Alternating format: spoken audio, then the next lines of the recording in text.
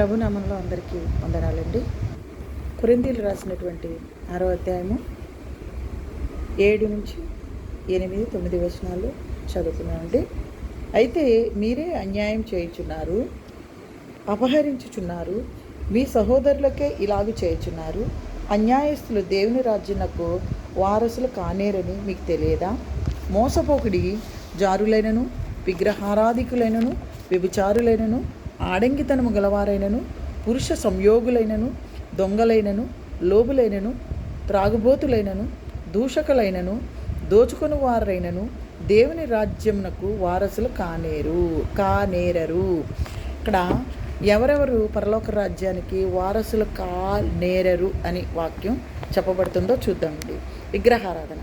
అయితే విగ్రహారాధన అయితే చాలామంది ఏమనేసుకుంటారంటే ఐడిల్ని పెట్టేసుకొని అది పూజించడం అది మాత్రమే అనుకుంటున్నారండి. కాదండి, చాలామంది కాదండి, ఇది ఇక్కడ పొరపడుతున్నారు. ఒక ఐడిల్ని పెట్టుకొని పూజించడమే విగ్రహారాధన అని బైబిల్ చెప్పడం లేదండి. నువ్వు ఒక ధనం మీద వ్యామోహం పెట్టుకున్నట్లయితే ధనం నీకు ఒక విగ్రహం అయిపోయింది.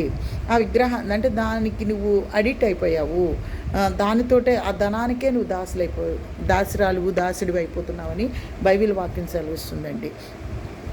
అయితే ఇంకోటి వ్యభిచారం చేసేవాళ్ళంటండి.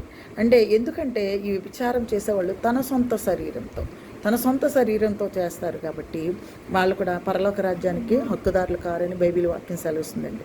ఎందుకంటే నీ దేహము నాకు దేవాలయం అని అంటున్నాడండి దేవుడు.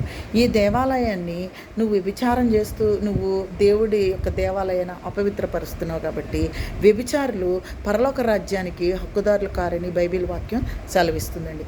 ఆడంగితనము, ఇంకా ఆడంగితనంతో ఎవరైతే మగవాడయి ఉండి కూడా ఆడచేష్టలు చేసుకుంటూ ఆడవాళ్ళలాగా చీరలు కట్టుకుంటూ ఆడవాళ్ళ చేష్టలు అంటే ఆడవాళ్ళకు సంబంధించినటువంటి చేష్టలన్నీ అంటే ఇప్పుడు పురుషుడు అయినప్పుడు పురుష చేష్టలే చేయాలి, కానీ ఆడవాళ్ళ చేష్టలన్నీ చేస్తున్న వాళ్ళు కూడా పరలోక రాజ్యానికి హక్కుదారులు కారండి.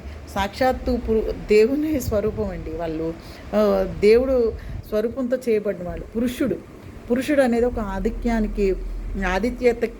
ఆదిత్యతకి ఒక సూచకగా ఉంటుందండి. ఎక్కడైనా మీరు చూడండి, వాళ్ళు ఆడంగితనము అలాంటి వాళ్ళు పరలోక రాజ్యానికి హక్కుదారులు కారని చెప్పేసి బైబిల్ వాక్యం సెలవిస్తుందండి. పురుష సంయోగులు అంటే పురుషులతోటి పాపం చేసేవాళ్ళు, పురుషులతోటి పాపం చేసేవాళ్ళు కూడా పరలోక రాజ్యానికి హక్కుదారులు కారని బైబిల్ వాక్యం సెలవిస్తుందండి.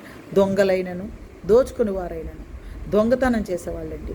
అంటే ఏ రకమైన దొంగతనమైనా కూడా అలా దొంగతనం చేసేవాళ్ళు పరలోక రాజ్యానికి హక్కుదారులు కాదని బైబిల్ వాక్యం సెలవిస్తుందండి. అలాగే లోబులు అంటే పిసినారితనం కలిగినటువంటి వారండి. పిసినారితనం అంటే తనకు తాను కూడా ఖర్చు పెట్టుకోలేని పరిస్థితుల్లో వేరే వాళ్ళ మీద మనకు ఎంత ఆస్తిపాస్తులు ఉన్నప్పుడు కూడా వేరే వాళ్ళు ఏదో పెడతారు ఏదో చేస్తారని ఆరోగ్య పరిస్థితుల్లో కూడా మన డబ్బులు మనం ఖర్చు పెట్టుకోలేకుండా అంత భయంకరమైన స్థితిలో ఉండేటువంటి వాళ్ళనే లోబులు అని అంటారండి.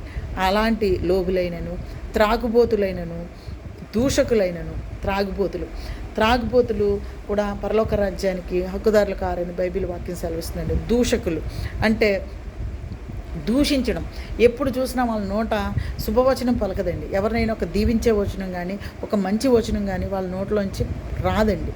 శుభవచనం ఎవరైతే పలకరో ఆ దూషణ మాటలు మాట్లాడేవారో ఎప్పుడు దూషించేవాళ్ళు వాళ్ళు కూడా పరలోక రాజ్యానికి హక్కుదారులు కారని బైబిల్ వాక్యం సెలవిస్తుందండి. ఇంకా దోచుకొని వారైనను, దోచుకోవడం అంటే అన్యాయంగా వేరే వాళ్ళది కష్టాన్ని దోచుకునే వాళ్ళు కూడా పరలోక రాజ్యానికి హక్కుదారులు కారని చెప్పేసి బైబిల్ వాక్యం సెలవిస్తుందండి. ఈ యొక్క చిన్న వాక్యంతో నేను హెచ్చరించుకుంటూ మిమ్మల్ని హెచ్చరిస్తూ ముగిస్తున్నాను. వందనాలు.